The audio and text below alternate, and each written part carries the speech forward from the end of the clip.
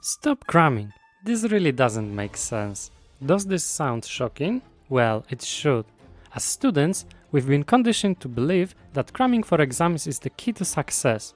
But what if I told you there is a more effective way to study without sleepless nights and constant stress? I used to be a serial crammer until I discovered spaced repetition. Using this method, I learned 2000 Italian sentences in under 3 months, without any prior knowledge of the language.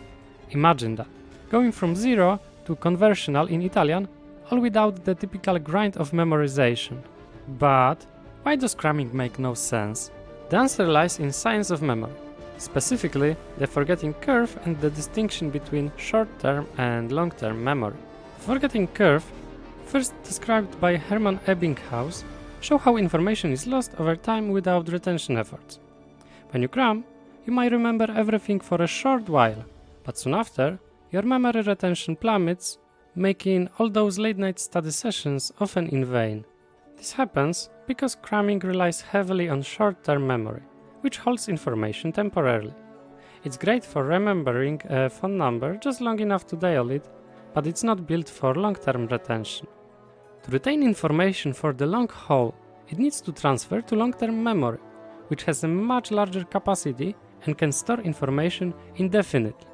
This process requires time and repetition, revisiting and reinforcing the information multiple times. Imagine your brain is like a garden. Short-term memory is planting seeds quickly. Long-term memory is nourishing those seeds into thriving garden with consistent care.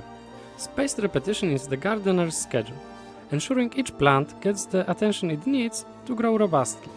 For incorporating spaced repetition, we have plenty of options. Apps like Anki automate the process, or you can create your own system using boxes.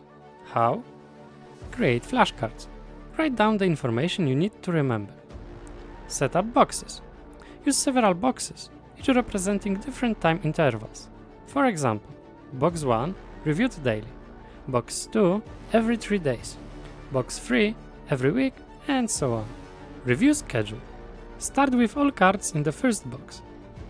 Each day, review the cards in Box 1. If you recall a card correctly, move it to the Box 2. If not, keep it in the Box 1. Continue this for each box, moving cards along as you remember them and resetting them to the starting box if you forget. This ensures you review information at increasing intervals, key to reinforcing it in your long-term memory. By consistently revisiting material, you will retain information more effectively, without the stress and burnout of cramming. Now you know how to learn easily and without cramming. But deciding what to learn is also crucial. For that, I recommend watching this video.